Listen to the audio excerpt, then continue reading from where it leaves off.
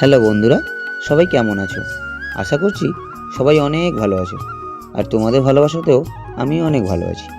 আমি সাগর। আমি কলকাতার ছোট্ট একটি হোটেলে কর্মরত।